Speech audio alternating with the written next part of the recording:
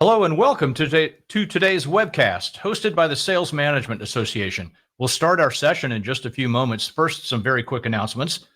Please note that we won't open our listeners' audio or video lines, but we do very much welcome your questions and comments. We'd like you to submit those really anytime, and you can do that by simply clicking through onto the chat interface that you see on the video window there. It's up in the upper right hand corner, so feel free to make use of that. You can also email us your questions. We'll send a little banner down on the bottom of the screen every once in a while that will look like this, and it will show you the best email to use. That's support@salesmanagement.org if you don't feel like using the chat window. So either way works great. Also, as a reminder, please remember that we'll be recording today's webcast. We'll make it available for playback in the Sales Management Association's resource library. Our members will be able to access an archive of today's session and download slides there in the library. Our session today is one in a series of web-based Sales Management Association presentations that feature practitioners and thought leaders in the field of Salesforce effectiveness. The Sales Management Association is a professional association for sales operations and sales management professions. We provide our members with research, like today's session, also case studies, training, peer networking, and professional development opportunities. If you're joining us for the first time, welcome. We'd like you to also consider membership in the Sales Management Association, and you can learn about that while you're here on our site at salesmanagement.org. Also, please keep in mind our upcoming conference. That's March 12th and 13th in Atlanta, the Salesforce Productivity Conference.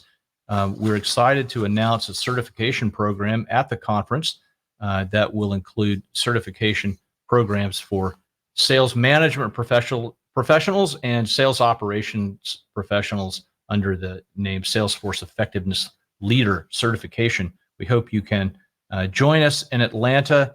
Our host is the Gozueta Business School at Emory University, and we hope to see you there.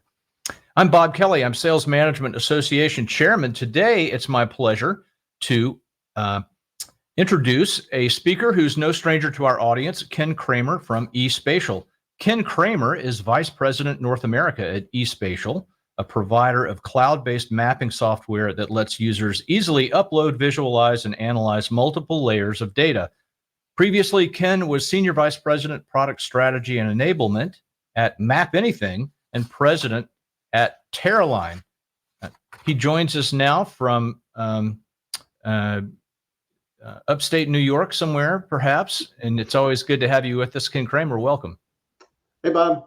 Great to be here. Thanks. And yes, I am in upstate New York. Yeah, I knew it. So let's talk about today's session. We did some great research. Your firm, eSpatial, was kind enough to help support this research by being an underwriter of the association. And the research is on salesperson assignments and territory design. So today, as we normally do when we wrap up these research initiatives, we provide our members with just a first look what we learned. So we're going to cruise through a few of the findings. We're going to isolate maybe, 7 or 8 key charts, maybe a few more than that, and talk about the data, what we think it says. And I'm going to ask Ken to provide a little perspective to our audience on how they should think about interpreting the information. So we'll just kind of keep a conversation. Sound like a plan, Mr. Kramer? Sounds like a great plan. It reminded me a little bit of Mystery Science Theater 3000, where we get to make jokes yelling at the screen. But yeah, the thing is, I'm going to be the one talking. So if you're making jokes, that's not good. If you could try to play it straight, I'd appreciate it. All right. Just one time. Once for you. Okay. Well, let's start with a little background on the research. First of all, the research attempted to do a couple of things. We wanted to examine this practice of assigning responsibility to salespeople. Now, people sort of refer to this as sales territories, but I kind of prefer the word assignments only because many schemes for doing this aren't geographical explicitly. They might be just a set of accounts or a segment. So anyway, that's why we use both of those terms, salesperson assignments and territories, but we kind of mean them interchangeably. So just be aware. Anyway, the research attempted to find out how do firms approach this challenge. What are some of the best practices in the way that they do that? And what is the impact of doing so? In other words, is it important to do this? Does it matter? How much does it matter? It's kind of what we wanted to find out. Some more background about the research. We had 75 responses from mostly large organizations who are fielding B2B sales organizations. 63% of these firms have annual revenues in excess of $100 million US. They directly employ on average 519 salespeople each firm. The median number is 92 directly employed salespeople. And overall, 56% of them have met the firm sales goal over the past 12 months. So that's just a little bit of background. Now, keep in mind, we'll have a full report that you can use if you want to dive deeper into any of these issues. So let's now get into some of the more substantive issues that we explored in the research, namely, how do firms do this? How do they make assignments, and also when do they do it? So let's start with a couple of slides. The first is assignment approaches, how firms assign or make salesperson assignments. We find that 84% use geography. They're creating geographical territories. And almost 2/3, 65%, use a set of named customers or prospects. And then you can see the other approaches here. 31% use a designation based on product or application. 28% industry vertical. 16% use a team-based approach. 8% use a no approach, so it's sort of open territories. And then also, interestingly, we looked at just how many different ways the firms do this. So only 32% use a single approach, and that leaves 68% who use two or more of these various approaches. Does this seem consistent with what you would have expected there, Ken? Yeah, and I'm going to go back to your opening slide even and say that just my quick take on the, I believe 56% of the survey takers hitting their sales objectives. My gut tells me that's a little bit higher than kind of the average, but I quickly believe that the audience that took the survey is generally made up of folks that are part of the SMA, and therefore people that have taken this line of work seriously and improved what they do over the years. So that explains that. You are currying favor with me now. You are making the point that merely by being associated with us in any way, they're bound to be more successful than the average firm. Absolutely. Well, you got to realize that when I started doing this many years ago, there wasn't necessarily sales operations people for me to target.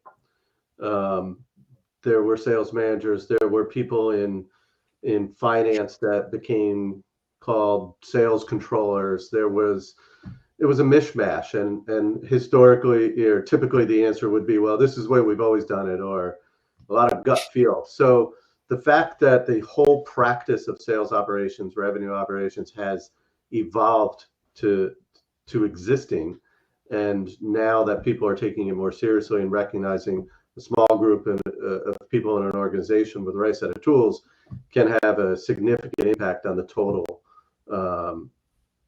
company is impressive in itself, and organizations like yours obviously help to forward that. We've come a long way. Yes. So with regard to companies using multiple different approaches, I'd say yes, many companies do.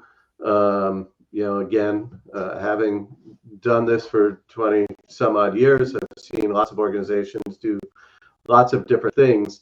But if I recall, it was 84% using geography. In many cases, people would come to us and say, well, we do what organizations would do if they're doing a vertical approach. They would create those verticals, but then the next step would be creating geographies and territories for folks within each of those verticals. So that way you immediately get two, and then you could easily overlay named accounts over that. So pretty easy for an organization to get to three, perhaps, different methods and approaches.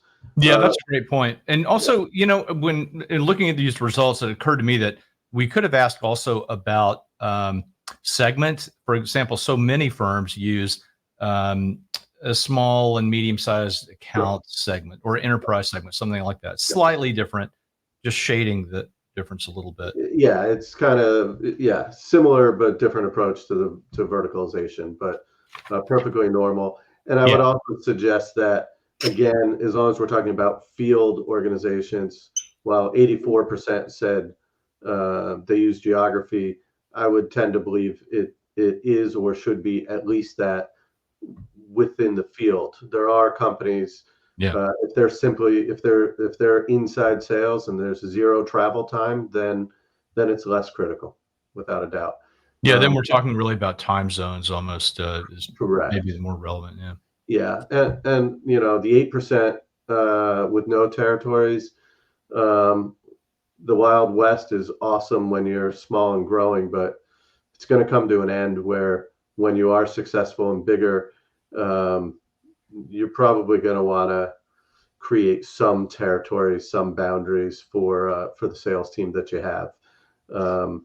Yeah, that's right. Just a recommendation.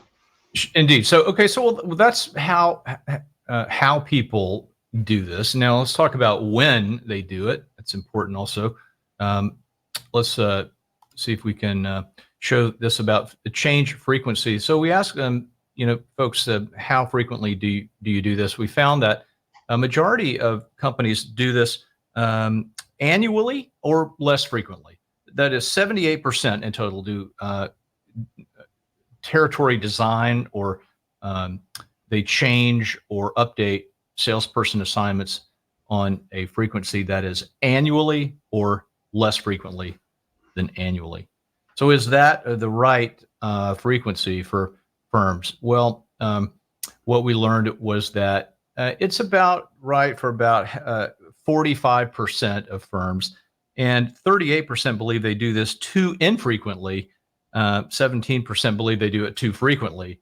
So, what we want to get at here is, what is the right frequency for my firm, company X? Here's a little bit more insight into that. We show that most firms that are assigning territories less frequently than annually consider this too infrequent.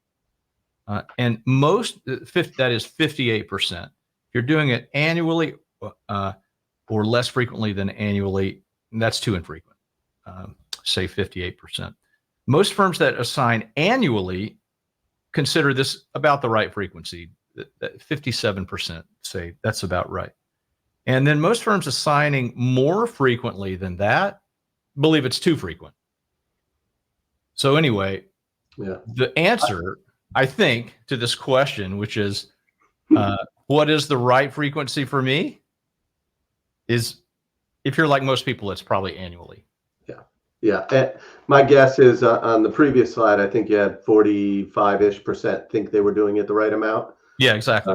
If you looked at the, 33 plus 13%, the annually plus the twice annually, that was 46%. I'm guessing that was most of those people. And annually is typically the right answer from a significant realignment perspective, where you're willing to make big changes based upon whatever this new year strategy is, based upon hiring. I remember seeing, an awful lot of sales reps being hired in January, try to get them on board before the sales kickoff and get them up and rolling. There are reasons why you need to do changes more than annually, but you shouldn't do complete total realignments every month. In my mind, you want a rep to be able to work a territory. I guess relationships and the length of the sales cycle come into play. So maybe I should simply say the shorter the sales cycle, the more frequent you could change the territories without doing any harm or damage. But in general, major realignments, most firms are looking at once a year, tweaks and changes throughout the year. Mhm. It's impossible not to have a tweak or change during the year if you're hiring people or if you're letting people go. If you're changing the number of reps, you have to do something to accommodate that. Yeah, at least along the margins. And Yeah. we did ask, why don't you do this more often? Uh, since so many firms consider their frequency to be too infrequent. So we found that, no surprise here, 78% and 79% said that it was simply too disruptive to the sales organization or customers, respectively. Makes a Mhm. lot of sense. Almost half say they don't have the right tools. We'll get to that point in a moment. And then and 46% said the sales compensation schemes just really make it too difficult to accommodate frequent change. Only 19% say they don't have sufficient expertise. It is worth asking, well, what kind of tools are we talking about? What are people using to do this if half don't have the right tools? And we found that, let's jump over here. Here we go. So we found that 72% use spreadsheets. I mean, spreadsheets are used for everything, I guess, right? 61% are relying on CRM. 28% have mapping or visualization apps. These are apps that have a specific geospatial capability or can utilize geographical mapping. Just 24% have an application specific to territory optimization. 15% have developed something in-house, a custom application. So not many purpose-built technology tools are in use. For the most part, we're relying on general purpose tools. Yeah, in a frightening way, I believe it. And once again, I'll point out, I actually think the SMA audience who took this survey might be above average. It's been a long time since I did some research on how many people were actually using a specialized tool for this, but the number was certainly closer to 5% years and years and years ago. Wow. Okay. There were more companies typically in the pharmaceutical industry that outsourced the territory realignment process to consultants. So at one point, like I said, 10 or so years ago, I did significant research and there was more money being spent with consultants than there was on software. But they're getting, potentially similar results at least. But again, the total number of companies doing this was with some kind of tool that would add real value was frighteningly low. So I think your group is a little bit ahead of the curve, but obviously there's a long way to go for improvement. Virtually everybody has a CRM in place. Virtually everybody has ERP or HR software. And I think I had historically looked at this as companies, when they went through the technology adoption process, they started with fixing problems instead of looking at strategic potential.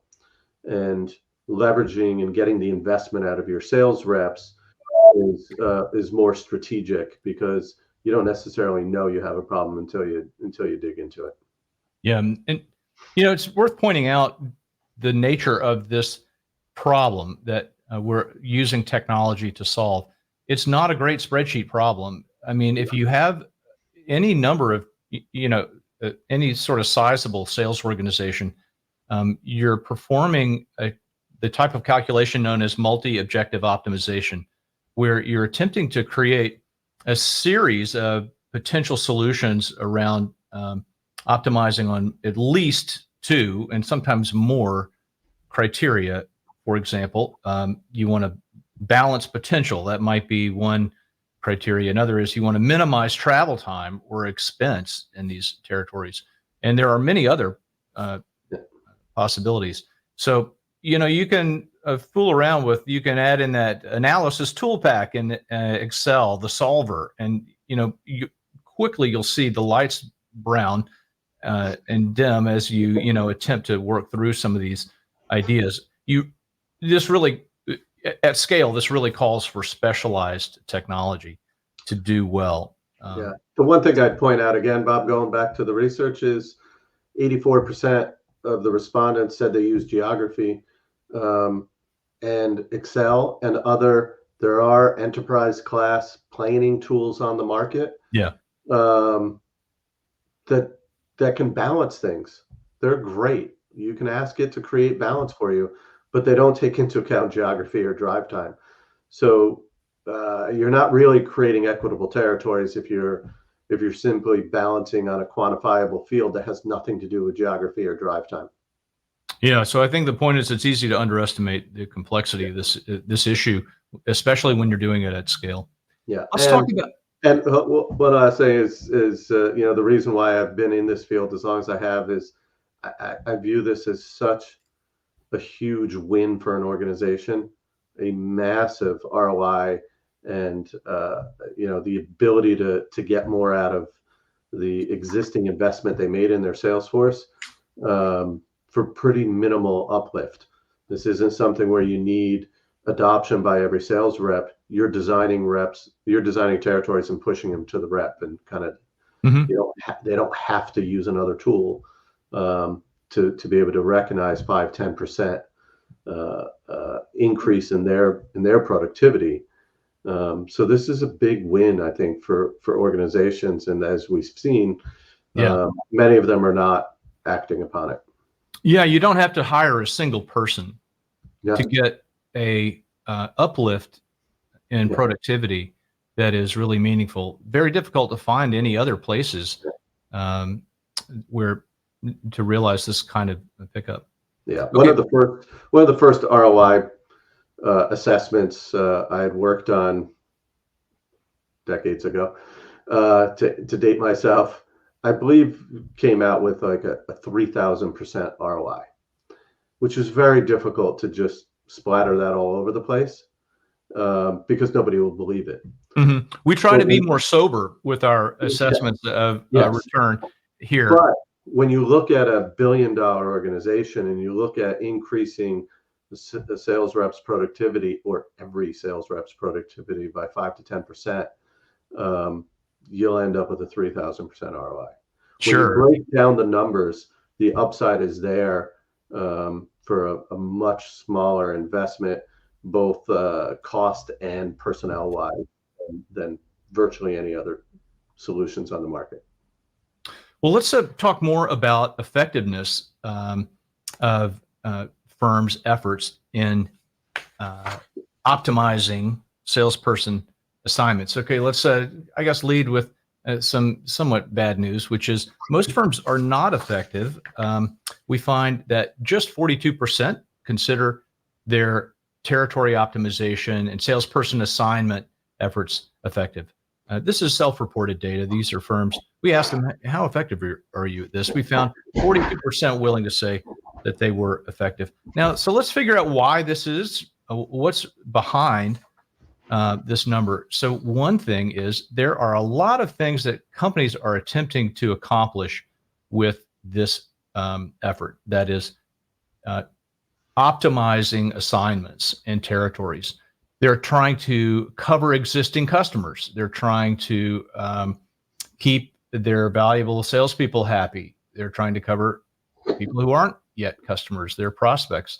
They're trying to balance workload. And I'm going in descending order of these various objectives based on the percentage of companies that said they were important objectives to the firm in this effort. So you can see that of these, at least 8 are considered important by a majority of firms. The ones that are not are down at the bottom. They are accommodating preferences that a customer might have, or accommodating requests and preferences from the sales force itself. That's not considered important by many firms. Now, let's also look at just how effective firms are in executing against these objectives. The numbers are not great for many of these. In fact, we find that fewer than half of firms are effective in any of these, except for the first 2, which is the coverage related. When it comes to balancing workload, just 42% are effective, or just fairly distributing potential, just 45% are effective. So there's a lot to get done with this work. And what we find is that most firms, are trying to accomplish a lot and are falling short on most fronts. Let's also make the point that size is, an important factor to consider. We separated our sample into thirds, roughly, based on size, based on the number of directly employed salespeople. This is an employment. These are salesperson or sales organization size numbers on the left. So firms, and you can see that the firms are roughly the same percentage are effective in all 3 of these size segments, but the chance of really being ineffective and kind of screwing this up are substantially higher in larger firms. So harder to do a great job at this in big firms. That might be somewhat self-evident, but maybe it's worth asking the question. Maybe you have a thought on this, Ken. Why is this so much harder in bigger firms? Yeah, I think it's comes down. There's obviously a few factors that could come into play. At the lower end, or the smaller sales organizations, smaller companies with less sales reps, once you're under 50 reps and you're potentially a US wide company, the ability to, or the necessity to have equitable territories diminishes a little bit, because it's quite possible that every rep is at capacity. Some reps might be 100% capacity. Some reps might be 200, 300, 400% capacity. So they're not equitable. So therefore, they judge themselves on not doing it effectively. But the harm there is minimized if everybody's at 100%. You're going to get the most out of the reps you possibly can. In other words, every person has an equal chance of doing all the work that they're assigned. Yeah, that chance is 0. Yeah. but it's equitable. It's well, it's not 0 if they're all at 100% plus of capacity. There should be a 1, not a 0. But gotcha. Yeah. So the reality is in a situation like that, the territories that are 200, 300, 400% of capacity, the likelihood is they have just as much opportunity to make their number, maybe more opportunity to make their number, because they can cherry pick the better opportunities. What will likely happen is those territories will lose market share, and it's something that most organizations might not even track, because they're happy because all of their reps are hitting their targets. What they need to recognize is that there is more opportunity. They could be hiring more reps and growing a little bit faster. And the more they do that, the more important it is to then design those equitable territories, because at some point in time, you'll end up with reps at 20 or 50% of capacity or potential in their territory, and others at 100, 150%. And that's when you'll start to run into some of the issues. Oh, good. Well, let's keep things moving here. I want to talk next about why this stuff matters. Like, is there a business case for investing in this? We've obviously shown our hand with our I hope so. Otherwise, I've been wasting 20, 30 years of my life, Bob. right. That'd be such a tragedy. So let's find out. We did attempt to quantify the business impact of this work. So we're confident in saying that there are performance advantages that accrue to firms who are effective in this exercise of designing sales territories optimally.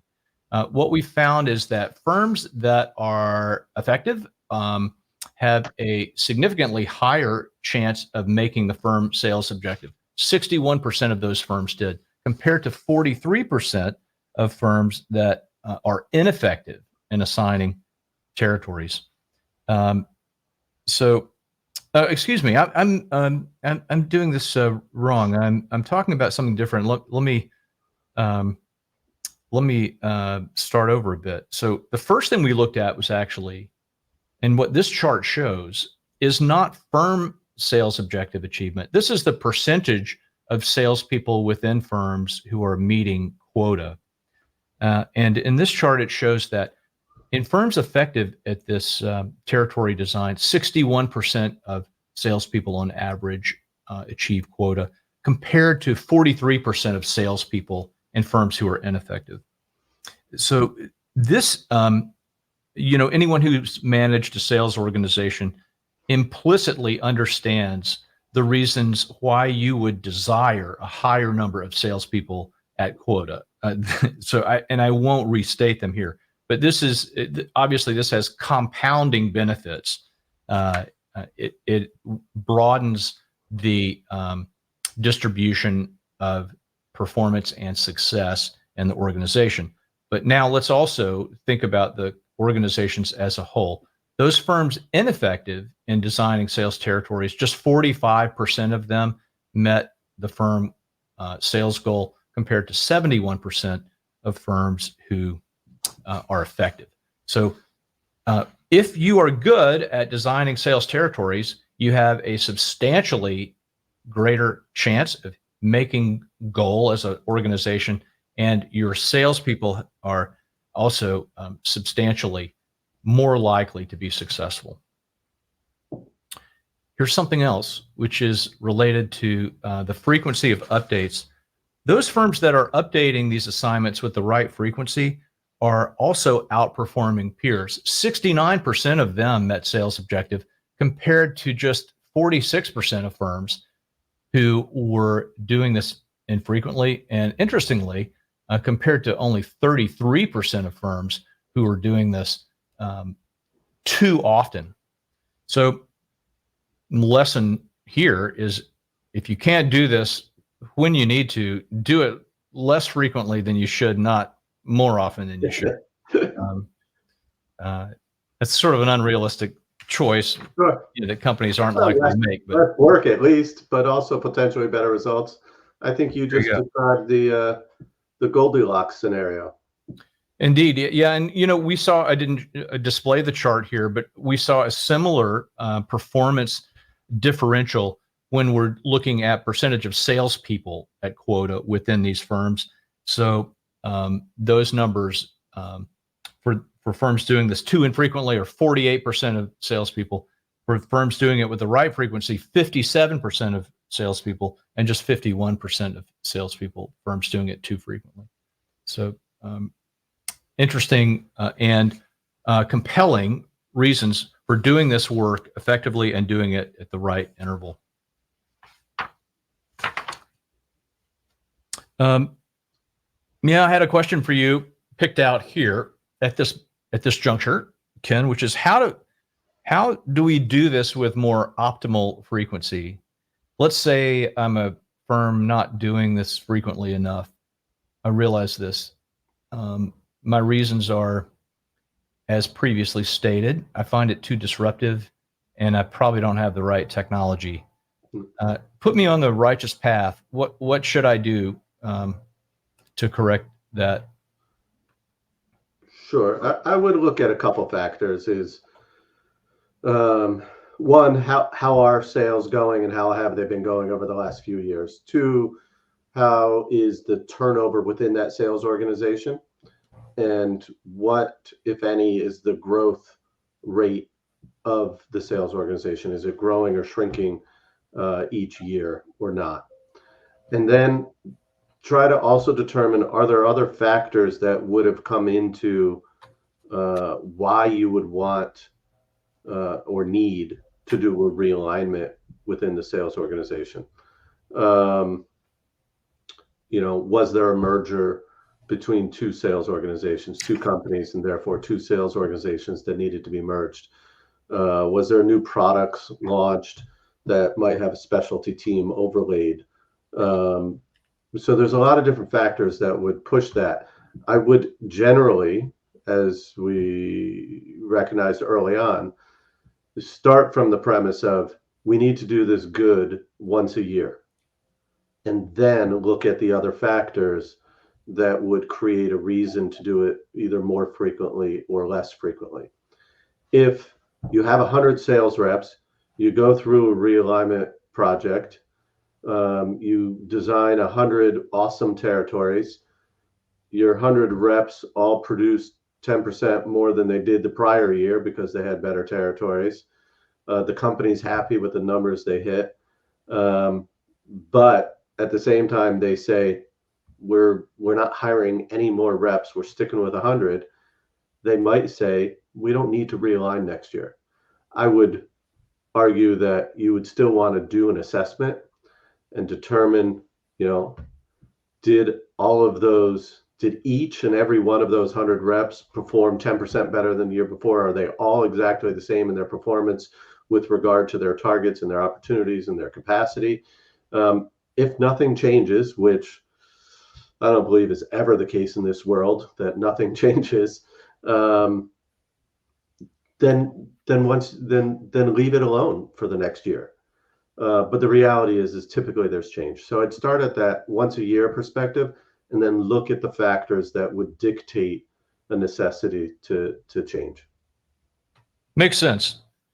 Moving on, let's talk about how we improve effectiveness overall. So we made some inquiries here, and I'll share with you some slides thusly.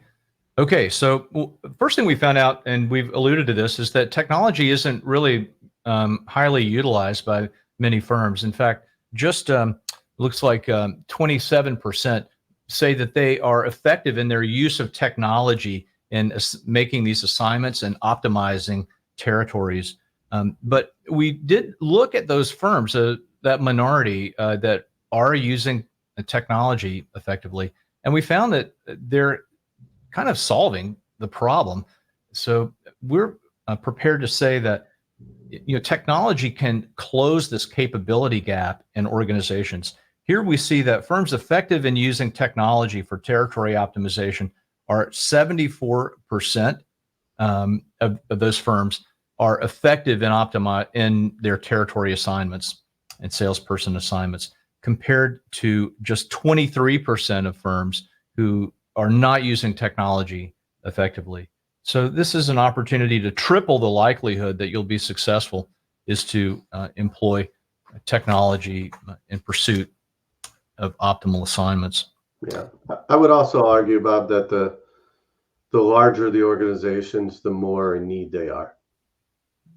Yeah, makes a lot of sense. I mean, the complexity increases substantially. We know that there are a lot of important inputs to this effort in making assignments. We looked at some of these. We looked at we assessed which are the most important. We asked our respondents, and we found that 89% considered estimates of customer growth potential to be, that's the input considered important by the highest percentage of firms. It's followed by estimates of prospect potential, and then estimates of salesperson capacity. Sales manager input is considered important by 70% of firms. Sales response analysis is only considered important by 37%. Workload and market potential considered important by about 60%. So these are the inputs that we need. We also found that firms are unlikely to secure these effectively. In fact, we found that the input most likely to be secured effectively is first line manager input, perhaps the easiest to get, and then followed by potential prospect potential. But there, only 53% of firms are able to estimate the potential of prospective customers. Just 51% are able to estimate potential in existing customers, that is incremental new potential. And and it's worth noting just 33% and 34% can estimate salesperson capacity and workload respectively. Those are very low numbers. How do we improve these numbers? Yeah, so it's easy. I'd start at the bottom on this one and suggest that while I've loved a lot of the honesty I've seen in the responses where a company can say, I'm not effective necessarily, that's awesome. I would potentially suggest softly, or maybe not so softly, that the most important factors are potential workload and possibly even the sales response analysis that very few people are looking at. The customer growth estimates, the prospect potential, and market potential. To me, I would just simply group potential as potential, whether it's with the specific account base that you already have or the prospect base that you're targeting. I would potentially, to use the word again, bucket those all together and say potential is very, very important. But I would, in most cases, especially for field reps making 6-8 calls a day, where you're restricted, constrained by capacity. They can only work so many hours a day in a week. So you want them to accomplish as much as possible. And then look at the potential in those territories after you design the territories based on workload, and set the quotas based upon the potential in that territory. So you give everybody, let's say, 35 hours worth of work every week, and that work is calculated by the number of visits, the frequency of visits, the duration of those visits, and the travel time to get to those calls. So it's an actual quantifiable amount of time that comes out of it. And then once every territory is designed with, let's say, 35 hours, then set the quota based upon the potential that exists within that, so that not everybody has the same quota. They have the same amount of work, because that is equitable. What you might find is somebody working 35 hours a week only has $100,000 worth of potential in their territory, and maybe it's not worth being an outside territory. Maybe it becomes white space or serviced by an inside sales reps, perhaps. But from an outside sales rep perspective, I would, in most cases, I would the capacity and design the quota based upon potential. The reason why the response curve is so important is that drives into workload. Determining how many times you should visit a customer directly impacts and dictates the amount of work within that territory. If you're visiting each customer twice a month versus 4 times a month, your capacity could change by 2x. So that's why I say that's important. And that is more important in some industries than others, where and if you do the actual response curve analysis, then you'll know if I visit this account 4 times versus 2 times, I'm going to sell more. It's easier to measure in some environments than others, for sure. In most cases, you need 24 to 30 months worth of historic sales data and call data, so you know how many times you're calling them. And then you need you need one of those computers that'll dim the lights as it's cranking through the process. Yeah, I want to make a couple of points about these inputs. So, it's I want to make sure that we're stressing their importance. So I'm going to show uh, another slide that shows that the firms we're showing first firms that are not able to secure the inputs that you see along the bottom axis here. For example, salesperson activity data. And then these columns represent the percentage of companies that are effective in designing territories. Now let's layer on top of this data the results from firms who are able to get these inputs. So we see dramatic differences in some of these firms' likelihood of being effective. It increases 3x or more when salesperson activity data is available, or good market estimates, or let's just call them generally potential estimates. I mean, there are three things here to redline. That is activity data, potential data, and salesperson capacity. So firms that are able to get these dramatically increase the likelihood that they'll be successful um, in this effort. So Yeah, absolutely. And look, the salesperson activity data is directly related to capacity. So seeing those two numbers, one yeah, better than the other, they do directly correlate. And it is very difficult. Potential data is hard to come up with. Uh, yeah, historic data is historic data is easy, and it's often a starting point. But organizations that simply take the historic data and say, well, the potential is 10% greater, in most cases are fooling themselves because uh, the companies could be tapped out. You need to take it at least a couple steps further and mhm, identifying what the total potential wallet is from each customer, and determine if there still is room for expansion, and then do similar exercise on the prospect side of things as well. Just because I listened years ago, somebody says, well, I have Ford or GM in my territory, and they have $1 billion in potential based on the way we calculate it, but they are locked into our competitor, so we're getting zero out of it, and you can't incorporate that into my quota because there is zero chance that we're going to get any business from that particular account. So you need to go through those exercises, mhm. potentially take out some of the outliers. Yeah. Let's just put a period at the end of the sentence on this. I'll show. This is really my last slide. Let me add it here. So if we were to take some of the things that firms attempt to accomplish with territory design and plot them on an XY axis. We are plotting importance on the horizontal axis here and firm effectiveness in executing these things on the vertical axis. So what we're really looking for here, oops, where did you go, Matrix? There you are.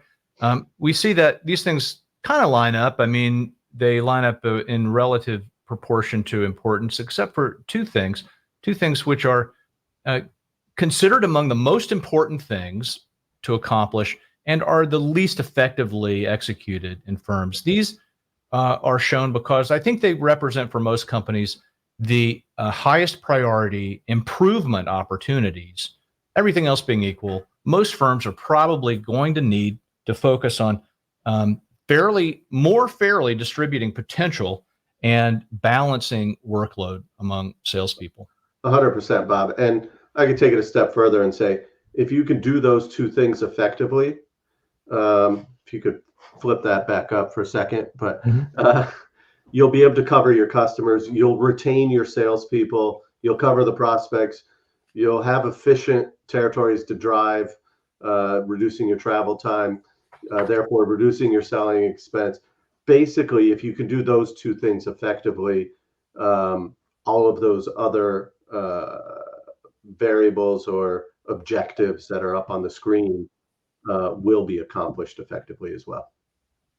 Yeah, great. Now it's time for a new participant in our webinars, the Summing Up AI robot, who is prepared. See, this is our AI Speaking robot. speaking of Mystery Science Theater 3000, Bob. There you go. Yeah. I mean, everyone loves AI now. So, I'm just trying to bandwagon here a little bit. Four things to point out. First, when we optimize salesperson assignments, we get significant performance advantages. So we're much more likely to be successful as a firm, and we're much more likely, we're likely to have many more salespeople successful in our organizations. Point number two, and this is what I call what bad looks like.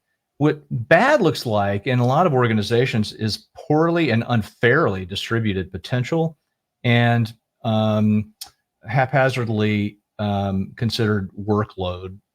We're not balancing on workload either. That's what bad looks like. Most firms are not effective in optimizing territories, but it looks like technology can really solve for this capability gap. There are technology solutions that are yielding results in those firms that are effective. And then lastly, there are these few data points that are critical drivers of effectiveness, and they're associated with measuring and understanding salesperson activity and capacity, and also market potential. Those aren't the only things that are important, but those seem to be the most salient, most critical for organizations. So I want to just make a point here, which is we have, if you're listening to this content and you're thinking, this is really logical, makes a lot of sense, I need to get smarter about these basic concepts and apply them practically in my organization, I want to direct you to some resources that you have in front of your eyeballs right now on our website at the Sales Management Association. These are learning modules that we have. There are at least 4 that I think are relevant. You can find these under courses. And if you take these courses, and they're fairly short, we'll count them toward certification in our Salesforce effectiveness designation. Anyway, we have one on sales response curves. We have one on potential estimation in B2B markets. This has a lot of very practical advice and strategies for getting a potential estimation that you need for customers and prospects. We have one on understanding salesperson activity, capacity, and workload, and integrating those metrics into sales planning. We have one on territory design. So just encourage you to explore. If you're a member, they're free, and I think the information is good in those. Ken, I think that's it. I mean, awesome. Should we? I see one question, Bob. Oh, good. I'd hate to ignore Robert, who submitted a question. Let me see if I can get with it here. Here we go. Oh, there we go. Robert asks, would you not also consider historic revenues in a territory a key factor, as sales people should retain existing ACV bookings through retention and expansion versus only focusing on net new growth opportunity? So of course I saw that question after I slandered historic numbers, but historic numbers are important sometimes. I'm going to assume, based upon some of the verbiage Robert used, that he's looking at a software organization, and even with that said, I'll say sometimes would be my answer, because not everybody has reps that continue to manage renewals. Some software companies push the renewals towards CSMs, and the outside reps focus only on net new growth.